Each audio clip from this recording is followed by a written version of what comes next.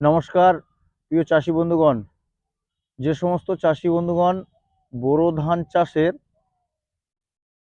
চাপান সার অলরেডি মেরে দিয়েছেন, ধানের বয়স ধরে নাও হয়ে গেছে 25 থেকে 30 দিন ওভার, তো চাপান সার মারা হয়ে গেছে। এবার কিন্তু ওষুধ স্প্রে করতে হবে, মাজরার ওষুধ অবশ্যই স্প্রে করতে হবে। আজকের এই মাজরার ওষুধ কি ওষুধ আপনারা স্প্রে করবেন সেই বিষয়ে আলোচনা করব।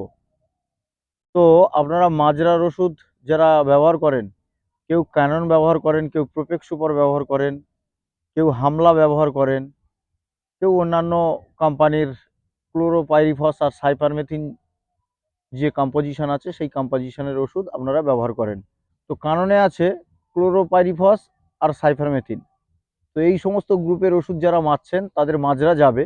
ছোট অবস্থায় যে সমস্ত মদগুলো উড়ে বেড়ায় ধানে, বিভিন্ন জায়গায় এসে বসে প্রজাপতির মতো, তারা কিন্তু আপনার মরে যাবে।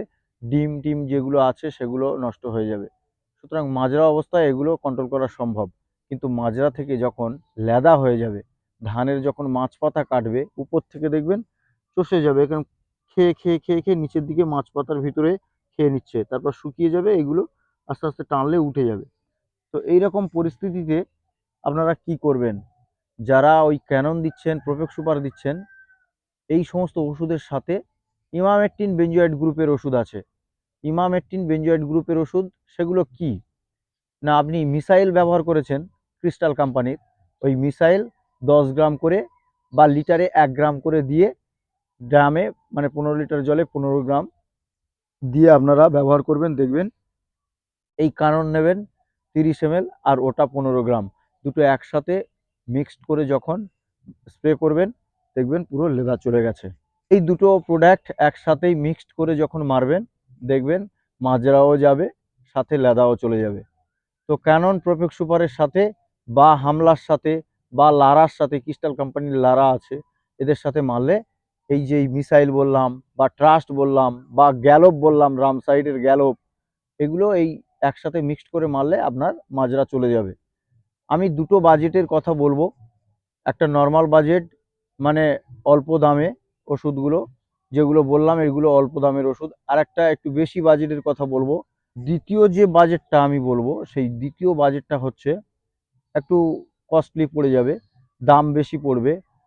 আপনারা কোরাজিন ব্যবহার করেন তো? এফএমসি কোম্পানির কোরাজিন, এই যে দেখুন, এফএমসি কোম্পানির কোরাজিন, এই যে এফএমসি কোম্পানির কোরাজিন, এতে আছে ক্লোরেন্টানিলিপল 18.5%, এসসি ফর্মে আছে, জলে দেওয়ার সাথে সাথে গুলে যাবে।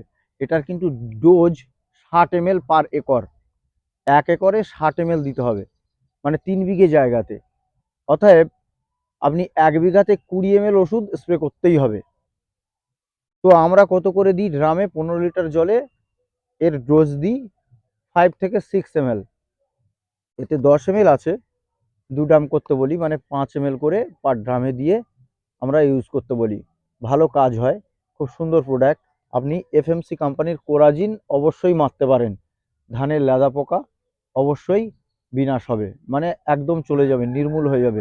15-20 দিন আপনার গাছে হাত দিতে হবে না। এই ওষুধের সাথে যদি আপনি যে কোনো একটা পিজিআর ভিটামিন স্প্রে করেন তাহলে গাছগুলো ভালো থাকবে। সুতরাং বলে দিলাম, লেদার জন্য বলছি আজকে, ওই জন্য লেদার জন্যই সমস্ত কিছু বলবো। আপনি এফএমসি কোম্পানির কোরাজিন ব্যবহার করতে পারেন, এতে কিন্তু মাছও মরে না। যাদের পাশে ফিশারি আছে বা পুকুর আছে বা মাছ জলাশয় আছে, জলাশয় আছে, সেই সমস্ত পুকুরগুলো বা সেই সমস্ত পুকুরের পাশে যে জমিগুলো আছে সেগুলো আপনি কোরাজিন মারতে পারেন, খুব ভালো কাজ করবে। এটা এফএমসি কোম্পানির কোরাজিন। আরেকটা কথা বলবো, এফএমসি কোম্পানির কোরাজিনের সাথে সাথে আরেকটা কথা বলবো, যে আপনারা ইউপিএল কোম্পানির নাম শুনেছেন, বড় কোম্পানি, ভারতবর্ষ তথা পৃথিবীতে তারা বিভিন্ন দেশের সাথে কাজ করে।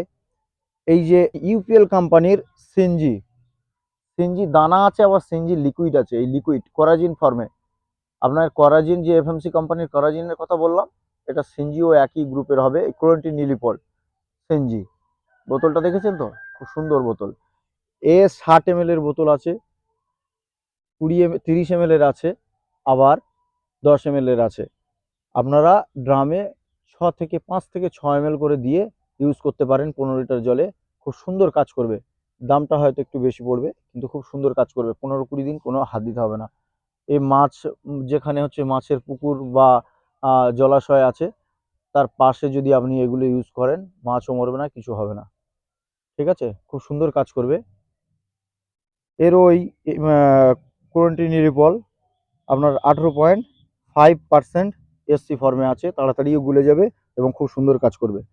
লাস্ট যে একটা ওষুধের কথা বলবো, বেশি সময় নেব না, লাস্ট একটা ওষুধের কথা বলবো, গুজরাট পেস্টিসাইডের স্পাইম। গুজরাট পেস্টিসাইডের স্পাইম নতুন এসছে, এই যে গুজরাট পেস্টিসাইড।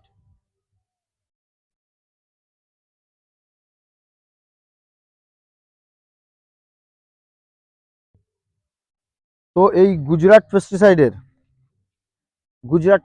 এই স্পাইম, এতে কি আছে? ক্লোরোন্টিনিলিপল আছে 35%। আপনারা বুঝতে পারছেন, 35% ডব্লিউজি ফর্মে আছে। সুতরাং এটা দানা ফর্মে আছে, এটা তৈরি করেছে। এটাও 6 গ্রাম করে পার ড্রামে দিয়ে ইউজ করবেন, খুব সুন্দর কাজ করবে। এক্সিলেন্ট কাজ করছে মানুষের, আপনারা দেবেন। এটা নতুন এসছে, প্রোডাক্টটা যারা ব্যবহার করছে তারা ফিরে এসে বলছে যে খুব সুন্দর প্রোডাক্ট, এই প্রোডাক্ট দাম বেশি হলে কিনবো। সুতরাং নামটা মনে রাখবেন, স্পাইম। স্পাইম, গুজরাট পেস্টিসাইডের স্পাইম, দানা ফর্মে খুব সুন্দর কাজ করছে। নতুন প্রোডাক্ট এসছে, খুব সুন্দর কাজ করছে, আপনারা ব্যবহার করতে পারেন। গ্রাম থেকে শুরু, 6 গ্রাম আছে, 17 গ্রাম আছে, আর 86 গ্রাম আছে। ঠিক আছে? সুতরাং এই প্রোডাক্টটা ব্যবহার করতে পারেন, খুব সুন্দর কাজ করবে। প্রত্যেকটা চাষি ভাইদের আমি অনুরোধ করব, যারা মাজরার ওষুধ মারছেন, মাজরার ওষুধ অবশ্যই মারতে হবে, যেহেতু দ্বিতীয় চাপান দিয়ে দিয়েছেন, আর এই সময় আর লেট করে লাভ নেই, ওষুধ দেবেন। আর যারা তো নিচে গোড়ায় দানা সার দিয়েছেন, দানা বীজ দিয়েছেন, ঠিক আছে, সারের সাথে মিক্সড করে খুব সুন্দর কাজ করবে।